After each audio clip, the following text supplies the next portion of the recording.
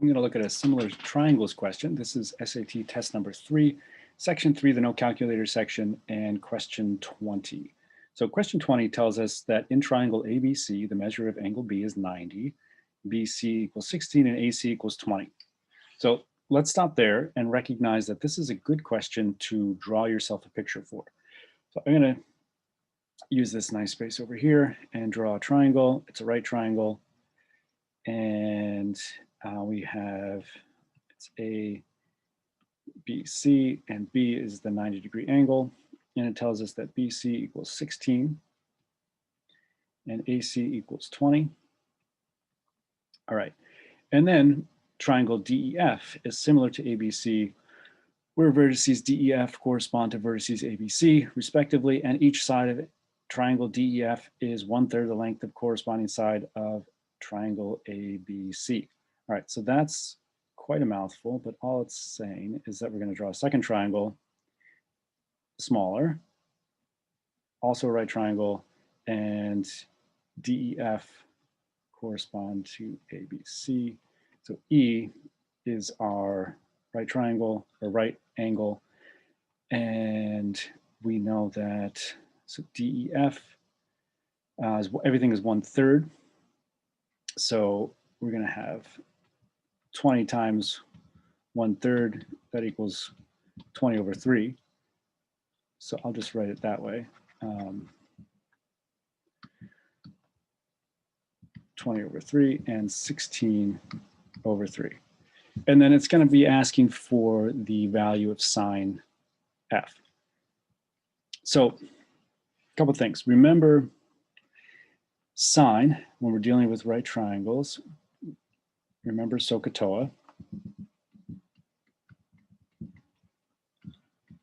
So sine, opposite over hypotenuse.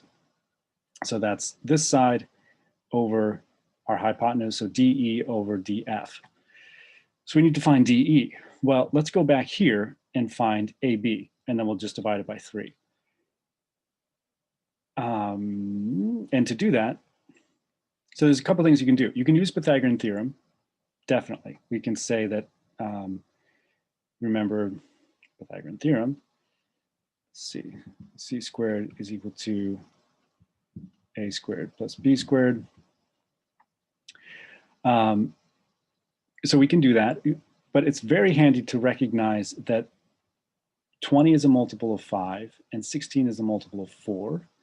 And this is probably this, I'll just put every important formula over here. So this is a 3, 4, 5 right triangle,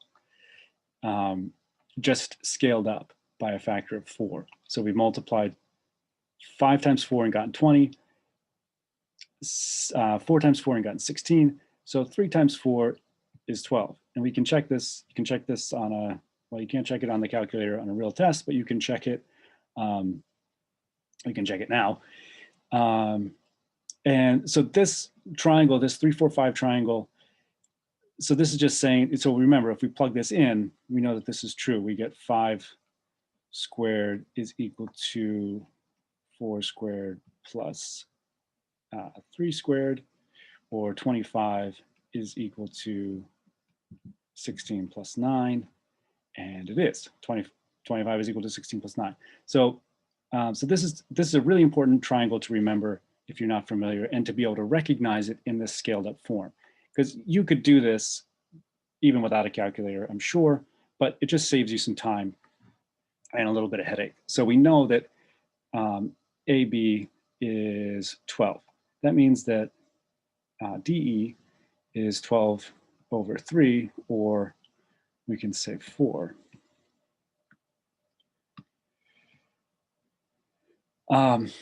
So one thing that's a little funny about this question, so it asks for the value of sine of F.